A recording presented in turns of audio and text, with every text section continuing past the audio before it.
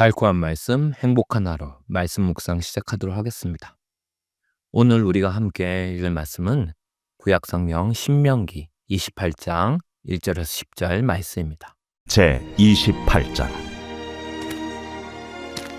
네가 네 하나님 여호와의 말씀을 삼가 듣고 내가 오늘 네게 명령하는 그의 모든 명령을 지켜 행하면 네 하나님 여호와께서 너를 세계 모든 민족 위에 뛰어나게 하실 것이라.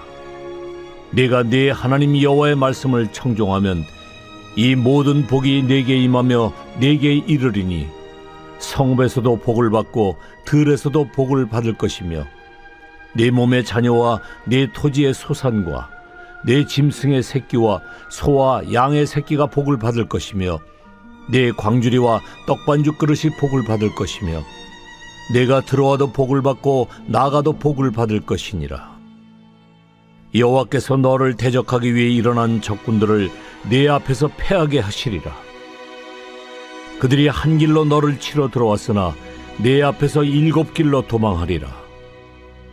여호와께서 명령하사 네 창고와 네 손으로 하는 모든 일에 복을 내리시고 네 하나님 여호와께서 네게 주시는 땅에서 네게 복을 주실 것이며 여호와께서 네게 맹세하신 대로 너를 세워 자기의 성민이 되게 하시리니 이는 네가 네 하나님 여호와의 명령을 지켜 그 길로 행할 것임이니라.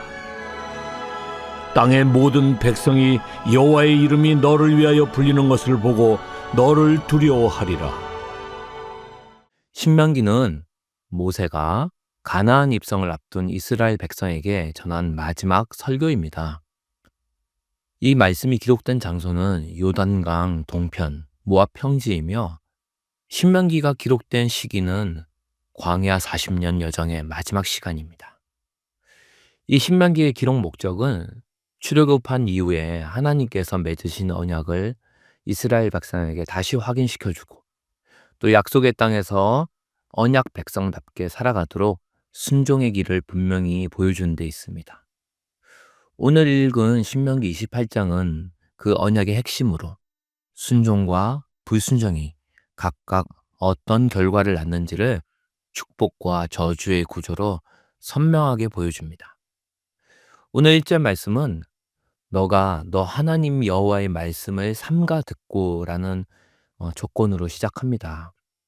여기서 하나님의 말씀을 듣는다는 말은 단순히 청취하거나 그냥 듣기만 하는 게 아니라 언약의 주권자이신 하나님께 삶을 내어 맡기는 태도를 의미하죠. 우리 구원 역사의 흐름 속에서 하나님은 언제나 먼저 말씀하시는 분이셨습니다. 그리고 하나님의 백성은 그 하나님의 말씀 앞에 반응하도록 부름받았죠.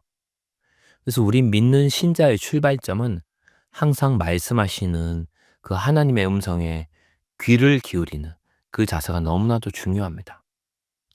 근데 문제는 이 모든 순종을 우리 인간이 스스로 완성할 수가 없다는 데 있죠.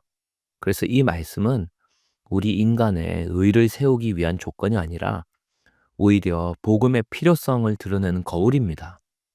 하나님의 기준은 높고 우리 인간의 현실은 연약하기 때문입니다. 2에서 6절 말씀 보면 하나님 말씀에 순종하는 백성에게 하나님께서 약속하신 복은 추상적이거나 영적인 차원에만 머물지 않는다는 걸 보여주죠. 하나님께서 주신 복은 성읍과 들, 그리고 몸의 소산과 토지의 소산, 또 들어가도 나가도 복을 받는다. 이런 표현은 순종이 삶의 모든 영역을 포괄한다는 사실을 보여줍니다. 하나님은 자신의 백성을 부분적으로만 돌보시는 분이 아니라 삶 전체 모든 것을 책임지시는 사랑의 하나님이라는 걸 보여주죠. 그런데 하나님은 오늘 이렇게 풍성한 복을 약속하셨지만 이스라엘의 역사는 반복되는 실패의 역사였습니다.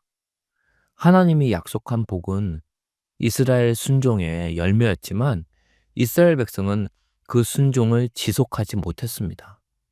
이 지점에서 신명기 28장은 복음이 없이는 소망이 될 수 없는 말씀이 되어버리죠. 이어서 7에서 10절 말씀에 하나님은 이스라엘만을 축복의 수혜자로 세우지 않고 열방 앞에 주님의 이름을 드러내는 백성으로 세우십니다. 하나님의 백성 앞에 원수와 대적들이 패배하고 모든 민족이 여호와의 이름으로 불리는 이 이스라엘 백성을 보며 두려워하게 되는 장면은 이스라엘이 언약 백성으로 하나님의 백성으로 구별된 존재임을 보여줍니다. 그리고 이것은 구원 역사 속에서 하나님께서 한 민족을 통해 온 세상에 당신의 주권과 영광을 증거하는 방식이에요. 오늘 근데 신명기 28장 1, 10절 말씀은 사실은 복을 약속하는 말씀이기 전에 하나님 백성의 정체성을 선언하는 말씀입니다. 하나님의 백성들이 하나님의 음성을 듣고 말씀에 순종하며 그 결과로 삶 전체가 하나님의 통치 아래 놓이게 되는 거죠. 그럼으로써 온 세상 열방 앞에 하나님의 영광이 드러난다는 것이 주님의 목적인 거예요. 즉, 하나님의 백성은 단순히 복을 받기 위해 순종한 존재가 아니라 적극적으로 주님의 말씀에 순종함으로 하나님의 복을 세상에 증거하는 사람들이라는 거죠. 또한 오늘 이 말씀을 통해 우리가 복음과 율법의 관계에 대해서 알 수 있습니다. 복음과 율법은 오늘 말씀을 통해 어떤 차이를 보여줄까요? 예수 그리스도께서 이스라엘을 대표하여 완전한 순종을 이루셨고 오늘 신명기 28장의 그 언약의 요구를 충족하셨습니다. 예수님 안에서 하나님의 이름이 열방 가운데 높임을 받았고 또 그 주님을 대적하는 대적들은 패배하였으며 하나님의 백성은 그리스도 안에서 새로운 정체성을 얻게 되는 거죠. 우리가 누리는 복은 이제 우리가 순종했다는 어떤 성취가 아니라 그리스도의 순종에 참여함으로 주어지는 은혜입니다. 그래서 이 복음 앞에서 우리는 복을 얻기 위한 조건으로 순종을 계산하는 태도를 내려놓아야 합니다. 신명기 28장 말씀은 우리에게 어떻게 복을 얻을 것인가를 묻기보다 누가 이 복을 이루셨는가를 묻습니다.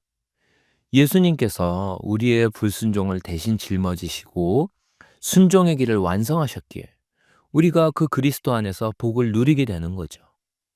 복은 우리가 하나님께 드리는 순종의 대가가 아니라 그리스도께서 하나님께 드린 순종의 열매라는 겁니다.